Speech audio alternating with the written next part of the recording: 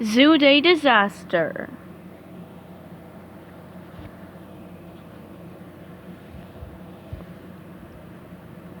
Chapter 3. Still crying, Clemu ripped huge sheets of metal from the walls of his pit and shook them back and forth. SpongeBob and Patrick took the zookeeper's advice and left the stadium. As they walked out of the zoo, people ran past them screaming. Smoke rose from Oyster Stadium and even from other buildings in the zoo, but Patrick wasn't scared, just mad. Man, if I ever see the guy who upset Clemu, I'll have a few choice words for him, he said angrily. Words like you, and are, and a bully.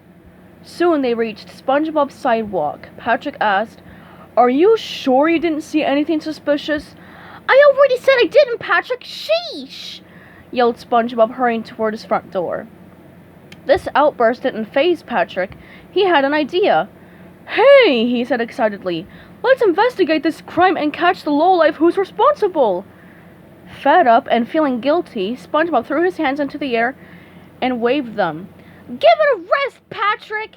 he shouted. "There is no crime to investigate! Now go home!" SpongeBob went into his house and slammed the door behind him. Then he leaned against it with his arms folded and frowned. "Stupid Patrick," he said. "I didn't do anything wrong." Trying to be his usual optimistic self, SpongeBob told himself that everything would be just fine. "Aw, what am I getting so worked up about?" he asked, smiling. "I'm sure that by tomorrow this whole ugly mess will be a funny memory." Forcing out a little chuckle, he sat down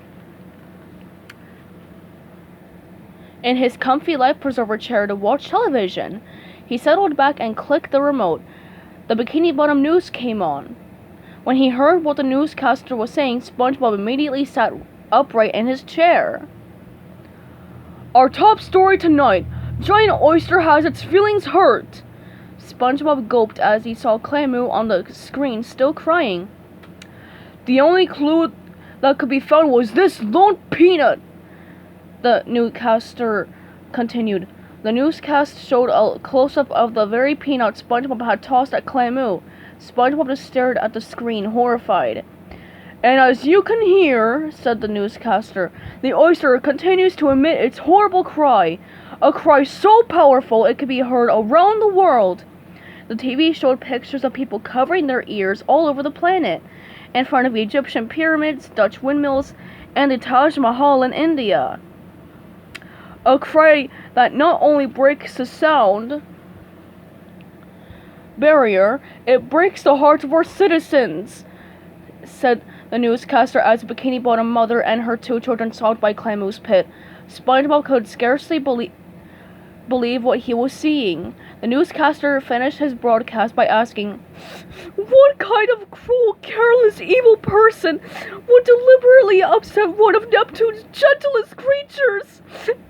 A single tear dripped from the newscaster's eye, and a hand came in from off-camera to wipe it away. SpongeBob couldn't take it anymore. He turned off the TV. "Meow?" asked Gary, his pet snail. "Ah!" screamed SpongeBob, but then he regained his composure and faced the pink snail. "No, Gary," he said forcefully. "How would I know anything about the oyster?"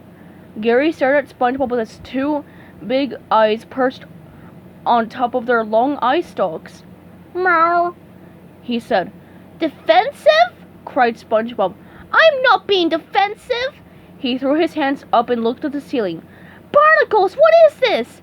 20 questions or something?" As he soared away from Gary, SpongeBob heard Clemu's terrible loud cry. He peered out his window at Oyster Stadium where the sobs were coming from. "This is getting a little out of hand," he said, clutching his square head. "All I did was throw a peanut. I didn't mean to make the oyster cry. I just wanted to see it perform spectacular stunts."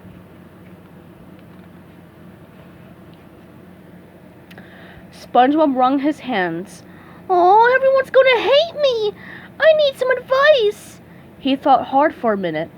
"Let's see now. Who could never hate me no matter what I do?"